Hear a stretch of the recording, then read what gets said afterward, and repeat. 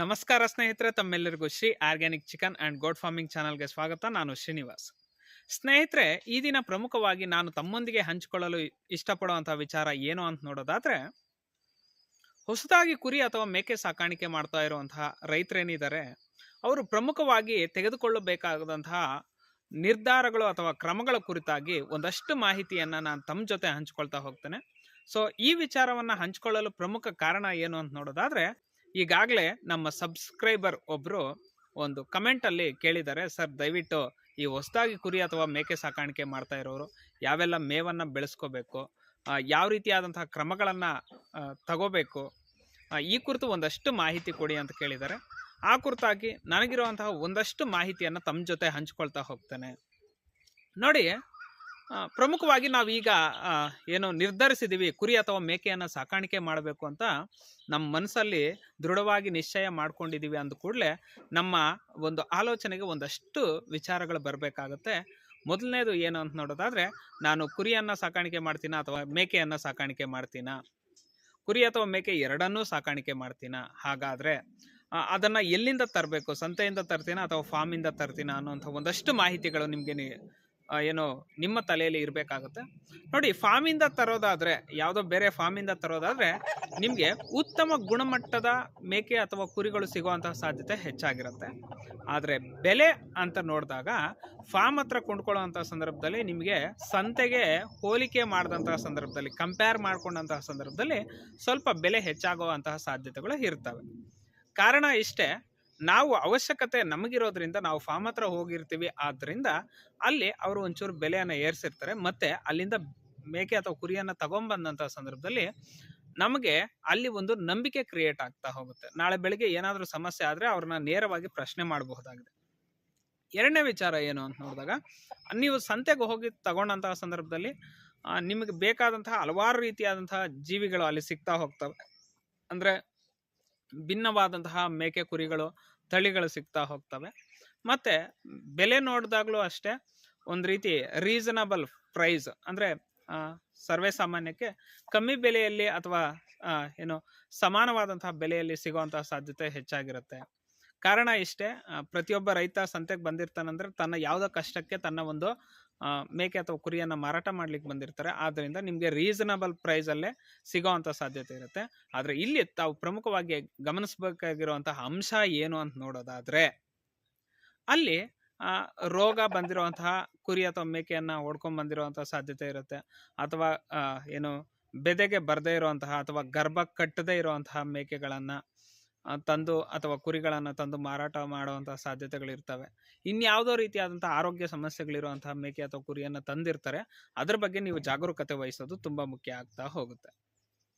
ಆಯಿತು, ಅಲ್ಲಿಂದ ತಗೊಬಂದ್ವಿ, ಫಾರ್ಮ್ಗೆ ಬಂದ ಕೂಡಲೇ, ಅಂದರೆ ನಮ್ಮ ಹತ್ರಕ್ಕೆ ಬಂದ ಕೂಡಲೇ ನಾವು ಯಾವ ರೀತಿಯಾದಂಥ ಮುಂಜಾಗ್ರತಾ ಕ್ರಮಗಳನ್ನು ಕೈಗೊಳ್ಳಬೇಕು ಅನ್ನೋವಂಥ ಒಂದಷ್ಟು ಅಂಶಗಳನ್ನು ನೋಡೋದಾದರೆ, ಮೊದಲು ನಾವು ತೀರಾ ದೂರದಿಂದ ತಗೊಂಬಂದಂತಹ ಸಂದರ್ಭದಲ್ಲಿ ನೀವೇನು ಮಾಡಬೇಕಾಗತ್ತೆ, ಒಂದಷ್ಟು ಏನು ಬೆಲ್ಲದ ನೀರನ್ನಾಗಲಿ ಅಥವಾ ಅವ್ರಿಗೆ ಎನರ್ಜಿ ಬರಲಿಕ್ಕೆ ಏನು ಈ ಗ್ಲೂಕೋಸ್ ಪೌಡ್ರ್ ಆಗಿರ್ಬೋದು, ORS ಪೌಡ್ರ್, ಈ ಥರದ ಆ ಒಂದು ಲಿಕ್ವಿಡನ್ನು ಅಥವಾ ದ್ರಾವಣವನ್ನು ನೀಡಿದಂಥ ಸಂದರ್ಭದಲ್ಲಿ ಅವು ಸ್ವಲ್ಪ ಸೆಟ್ರೇಟ್ ಆಗ್ತಾ ಹೋಗ್ತವೆ.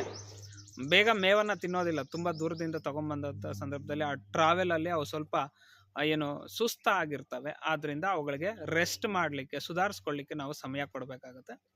ಅದಾದ ನಂತರ ನಿಮ್ಮ ಹತ್ರನೇ ಕುರಿಗಳು ಮುಂಚೆ ಇದ್ದರೆ ಅವುಗಳ ಜೊತೆ ಇವನ್ನ ಯಾವುದೇ ಕಾರಣಕ್ಕೂ ಸೇರಿಸ್ಲಿಕ್ಕೆ ಹೋಗಬೇಡಿ. ಸಪ್ರೇಟಾಗಿ ಕ್ವಾರಂಟೈನ್ ಮಾಡೋದು ಒಳ್ಳೆಯದು. ಒಂದೆರಡು ದಿನ ಮಾಡಿ ಅವುಗಳಿಗೆ ವಿಶೇಷವಾದಂಥ ಆದ್ಯತೆಯನ್ನು ಕೊಟ್ಟು ಏನಾದರೂ ಕಾಯಿಲೆ ಇದೆಯಾ ಅಂತ ನಾವು ಮೊದಲು ಅದನ್ನು ಏನೋ ಚೆಕ್ ಮಾಡ್ಕೊಳ್ಳೋದು ತುಂಬ ಸೂಕ್ತ ಆಗುತ್ತೆ.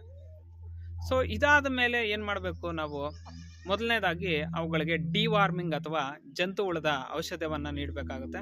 ಅಂದರೆ ನೀವು ಜಂತು ಹುಳದ ಔಷಧಿಯನ್ನು ನೀಡ್ತೀವಿ ಅನ್ನೋದಾದರೆ ರಾತ್ರಿಯಿಂದನೇ ಅವುಗಳಿಗೆ ನೈಟಲ್ಲಿ ಜಾಸ್ತಿ ಮೇವು ಹಾಕ್ಲಿಕ್ಕೆ ಹೋಗಬೇಡಿ.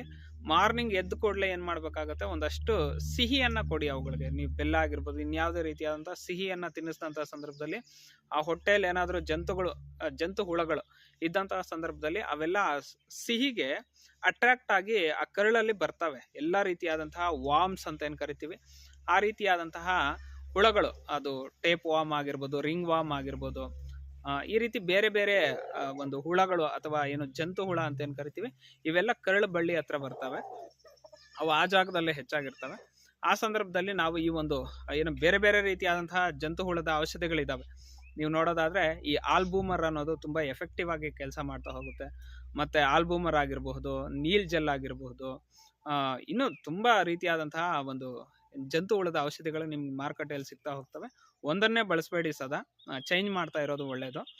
ಸೊ ಆ ರೀತಿಯಾಗಿ ಒಂದು ಸಲ ನೀವು ಮಾರ್ನಿಂಗು ಜಂತು ಹುಳದ ಔಷಧಿಯನ್ನು ನೀಡಿದ ಮೇಲೆ ಅವುಗಳಿಗೆ ಸುಮಾರು ಒಂದು 3ರಿಂದ 4 ಅವರ್ ಯಾವುದೇ ರೀತಿಯಾದಂಥ ಆಹಾರವನ್ನು ಕೊಡಬೇಡಿ. ಆಗ ಆ ಹುಳುಗಳೆಲ್ಲ ಏನು ಮಾಡ್ತವೆ, ಈ ಒಂದು ದ್ರಾವಣವನ್ನು ಅಂದರೆ ನಾವು ಏನು ಕೊಟ್ಟಿರ್ತೀವಿ ಔಷಧವನ್ನು, ಅದನ್ನು ಸೇವಿಸಿ ಸಾಯುವಂತಹ ಚಾನ್ಸಸ್ಸು ಹೆಚ್ಚಾಗಿರುತ್ತೆ ಅಂತ ಹೇಳ್ತಾ ಹೋಗ್ಬೋದು. ಅದಾದಮೇಲೆ ನೀವು ಒಂದಿನ ನೋಡಿಕೊಂಡು ಅದಕ್ಕೆ ಕುರಿ ಅಥವಾ ಮೇಕೆ ಏನಿರುತ್ತೆ, ನೀವು ಜಂತು ಹುಳದ ಔಷಧಿಯನ್ನು ಹಾಕಿರುವಂತಹ ಜೀವಿಗಳಿಗೆ ಏನು ಮಾಡಬೇಕಾಗತ್ತೆ, ಈ ಒಂದು ಏನು ಲಿವರ್ ಟಾನಿಕನ್ನು ನೀಡಬೇಕಾಗುತ್ತೆ. ಯಾಕಂದರೆ ಆ ಒಂದು ಲಿವರ್ ಏನಿರುತ್ತೆ ಅದು ಒಂದಷ್ಟು ಏನು ಜಂತು ಹುಳದ ಔಷಧಿ ಹಾಕಿರೋದ್ರಿಂದ ನೀವು ಹಾಗೆ ಬಿಟ್ಬಿಟ್ರೆ ಅದು ಡ್ಯಾಮೇಜ್ ಆಗುವಂಥ ಸಾಧ್ಯತೆ, ಅಂದರೆ ಅದ್ರ ಮೇಲೆ ಕೆಟ್ಟ ಪ್ರಭಾವ ಬೀರುವಂಥ ಸಾಧ್ಯತೆ ಹೆಚ್ಚಾಗಿರುತ್ತೆ. ಆದ್ದರಿಂದ ಯಾವುದೇ ಹೊಡೆತಕ್ಕೆ ತುತ್ತಾಗದಂತೆ ನೀವು ಈ ಒಂದು ಏನು ಮಾಡಬೇಕಾಗತ್ತೆ, ಲಿವರ್ ಟಾನಿಕನ್ನು ಕೊಟ್ಟಂಥ ಸಂದರ್ಭದಲ್ಲಿ ಮರಿಗಳು ಬೇಗ ಗ್ರೋತ್ ಆಗ್ತಾ ಹೋಗುತ್ತೆ. ಸೊ ಈ ಹಂತದಲ್ಲಿ ಮುಂದುವರ್ಕೊಂಡು ಹೋಗಬೇಕಾಗುತ್ತೆ. ಅದಾದಮೇಲೆ ಅವುಗಳ ತೂಕಕ್ಕೆ ಅನುಸಾರವಾಗಿ ನೀವು ಒಣಮೇವನ್ನಾಗಿರ್ಬೋದು, ಕಾನ್ಸಂಟ್ರೇಟೆಡ್ ಫೀಡ್ಗಳನ್ನಾಗಿರ್ಬೋದು, ಈಗ ನೀವು ತುಂಬ ನೋಡ್ಬೋದಾಗಿದೆ, ಕುರಿಗಳಿಗಂತಲೇ ಫೀಡ್ ಬಂದಿದೆ. ಆ ಫೀಡನ್ನು ಕೊಡೋದನ್ನು ನೋಡ್ತಾ ಹೋಗ್ತೀವಿ. ಅದ್ರ ಜೊತೆಗೆ ಈ ಒಂದು ಶೇಂಗಾ ಹಿಂಡಿ ಅಂತ ಏನು ಕರಿತೀವಿ, ಶೇಂಗಾ ಹಿಂಡಿಯನ್ನು ಒಂದಷ್ಟು ಪ್ರೊಪೋರ್ಷನಲ್ಲಿ ಕೊಡ್ತಾ ಹೋಗ್ತಾರೆ.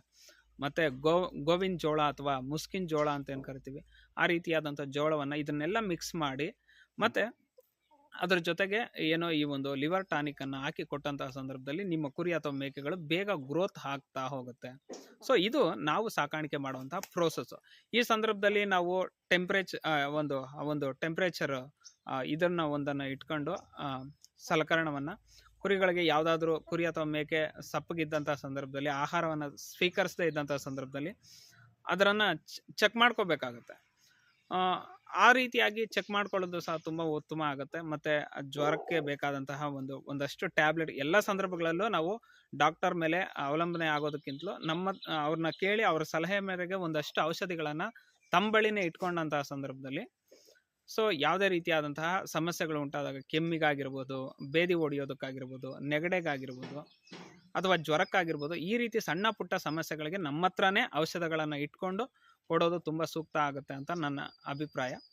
ಸೊ ಈ ಹಂತದಲ್ಲಿ ನೀವು ಏನು ಇದನ್ನು ಮೇಂಟೈನ್ ಮಾಡ್ಕೊಂಡು ಹೋದಂಥ ಸಂದರ್ಭದಲ್ಲಿ ಯಾವುದೇ ರೀತಿಯಾದಂತಹ ಸಮಸ್ಯೆಗಳು ಬಂದರೂ ಸಹ ಎದುರಿಸಿ ಉತ್ತಮ ಲಾಭವನ್ನು ಪಡಿಬೋದು ಅನ್ನೋದನ್ನು ಹೇಳೋದಕ್ಕೆ ಇಷ್ಟಪಡ್ತೀನಿ. ಈ ಎಲ್ಲ ವಿಚಾರಗಳು ಸಹ ಇವತ್ತಿನ ಒಂದು ಮಾಹಿತಿಯಾಗಿದ್ದು, ಈ ಎಲ್ಲ ವಿಚಾರಗಳು ತಮಗೆ ಉಪಯುಕ್ತ ಆಗಿರುತ್ತೆ ಅಂತ ಭಾವಿಸ್ತಾ, ಸೊ ಇದಿಷ್ಟೇ ಅಲ್ಲದೆ ನಾವು ಏನು ಕುರಿ ಅಥವಾ ಮೇಕೆಯನ್ನು ಆಯ್ಕೆ ಮಾಡುವಂಥ ಸಂದರ್ಭದಲ್ಲೂ ಅಷ್ಟೇ ನಮ್ಮ ಒಂದು ಏನು ಫಾರ್ಮ್ಗೆ ತರುವಂತಹ ಕುರಿ ಅಥವಾ ಮೇಕೆಗಳು ಯಾವ ಒಂದು ತಳಿಯನ್ನು ತಂದರೆ ಬೇಗ ಗ್ರೋತ್ ಆಗುತ್ತೆ ಅನ್ನೋದನ್ನು ತುಂಬ ಮುಖ್ಯವಾಗಿ ನಾವು ಗಮನದಲ್ಲಿ ಇಟ್ಕೋಬೇಕಾಗುತ್ತೆ. ಯಾಕಂತ ನೋಡೋದಾದರೆ ಒಂದೊಂದು ಪ್ರದೇಶಕ್ಕೆ ಒಂದೊಂದು ತಳಿ ಸೂಕ್ತ ಆಗ್ತಾ ಹೋಗುತ್ತೆ. ಆದ್ದರಿಂದ ನಾವು ಯಾವ ತಳಿಯನ್ನು ತಗೋಬರಬೇಕು, ಯಾವ ಏಜಲ್ಲಿ ನೋಡಿ, ಈಗ ಒಂದು 3ರಿಂದ 4 ತಿಂಗಳ ಒಂದು ಟಗರ್ಗಳನ್ನು ನೀವು ತಂದಂಥ ಸಂದರ್ಭದಲ್ಲಿ ಅವನ 2ರಿಂದ 3 ತಿಂಗಳು ಮೇಯಿಸಿದ ಸಂದರ್ಭದಲ್ಲಿ ಅವು ಬೇಗ ಗ್ರೋತ್ ಬರ್ತಾ ಹೋಗುತ್ತೆ. ಆ ಒಂದು ಸಂದರ್ಭದಲ್ಲಿ ಬೆಳವಣಿಗೆ ಬೇಗ ಬರ್ತಾ ಹೋಗುತ್ತೆ. ಆದ್ದರಿಂದ ಆದಷ್ಟು ಆ ಒಂದು ಏಜ್ ಅಂದರೆ ಒಂದು 4 ತಿಂಗಳ ಟಗರ್ ಮರಿಗಳನ್ನು ತಂದು ಸಾಕಾಣಿಕೆ ಮಾಡಿದ್ರೆ ನೀವು ಹೆಚ್ಚು ಲಾಭನ ಪಡಿತಾ ಹೋಗ್ಬೋದು ಅನ್ನೋದು ನನ್ನ ಅಭಿಪ್ರಾಯ. ಸೊ ಇದಿಷ್ಟೇ ಅಲ್ಲದೆ ನೀವು ಏನು ಕುರಿಗಳನ್ನು ತಗೋಬರ್ತೀರಾ ಆ ಸಂದರ್ಭದಲ್ಲಿ ಅವುಗಳ ಎಲ್ಲ ರೀತಿಯಾದಂತಹ ಏನು ಅವು ಆರೋಗ್ಯಕರವಾಗಿದ್ದಾವೆ, ನಿಮಗೆ ಅನುಭವ ಇದ್ದರೆ ದಯವಿಟ್ಟು ನೀವು ತಗೊಬನ್ನಿ. ಇಲ್ಲಾಂದರೆ ಅನುಭವಸ್ಥರ ಹತ್ರ ಒಂದಷ್ಟು ಮಾಹಿತಿಯನ್ನು ಕಲೆ ಹಾಕಿ. ನಾನು ಹೊಸದಾಗಿ ಶುರು ಮಾಡ್ತಾ ಇದ್ದೀನಿ ಅಂದರೆ ಅನುಭವ ತುಂಬ ಮುಖ್ಯ ಆಗುತ್ತೆ. ಈ ಫೀಲ್ಡಲ್ಲಿ ಏಕಾಏಕಿ ಲಾಭ ಯಾವತ್ತೂ ಬರೋದಿಲ್ಲ. ಆದ್ದರಿಂದ ಅನುಭವ ತುಂಬ ಮುಖ್ಯ ಆಗಿರೋದ್ರಿಂದ ಈಗಾಗಲೇ ಈ ಕುರಿತಾಗಿ ಒಂದಷ್ಟು ಅನುಭವ ಇರುವಂತಹ ವ್ಯಕ್ತಿಗಳ ಜೊತೆ ನೀವು ಚರ್ಚೆ ಮಾಡೋದು ಸಹ ತುಂಬ ಮುಖ್ಯವಾದಂತಹ ಅಂಶ ಆಗುತ್ತೆ. ಆದ್ದರಿಂದ ಅನುಭವಸ್ಥರನ್ನು ಕೇಳಿ ಅವ್ರ ಫಾರ್ಮ್ಗೆ ಒಂದು 3-4 ಫಾರ್ಮ್ಗೆ ವಿಸಿಟ್ ಮಾಡಿ ಯಾವ ಥರದ ಆಹಾರವನ್ನು ನೀವು ಕೊಡ್ತಾ ಇದ್ದೀರಾ ನಿಮ್ಮ ಟಗರುಗಳಿಗೆ ಅಥವಾ ಮೇಕೆಗಳಿಗೆ ಅಂತ ವಿಚಾರಿಸಿ.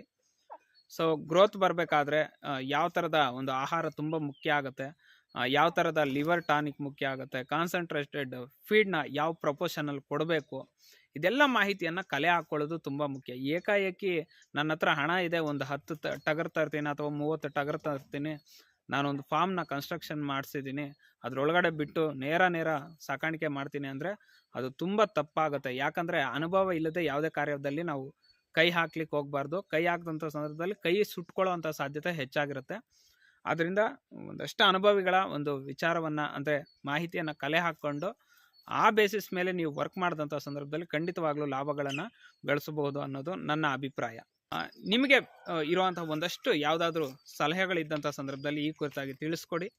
ಮತ್ತು ಅದೇ ಹಂತವಾಗಿ ನಿಮ್ಮ ಸಲಹೆಗಳು ಮತ್ತು ಪ್ರಶ್ನೆಗಳೆಲ್ಲದಕ್ಕೂ ಸಹ ಉತ್ತರ ಕೊಡುವಂಥ ಪ್ರಯತ್ನ ಮಾಡ್ತೀವಿ ಅಂತ ಹೇಳ್ತಾ, ಸೊ ಈ ಮಾಹಿತಿ ತಮಗೆ ಉಪಯುಕ್ತ ಅನಿಸಿದಲ್ಲಿ ನಮ್ಮ Shri organic chicken and goat farming ಚಾನಲನ್ನು ಲೈಕ್ ಮಾಡಿ, ಅದೇ ರೀತಿ ತಮ್ಮೆಲ್ಲ ಸ್ನೇಹಿತರಿಗೂ ಶೇರ್ ಮಾಡಿ ಮತ್ತು ನಮ್ಮ ಚಾನಲನ್ನು ಸಬ್ಸ್ಕ್ರೈಬ್ ಮಾಡಿ ಅಂತ ಕೇಳ್ಕೊಳ್ತಾ ಇಲ್ಲಿಗೆ ಮುಕ್ತಾಯ ಮಾಡ್ತಾ ಇದ್ದೇವೆ.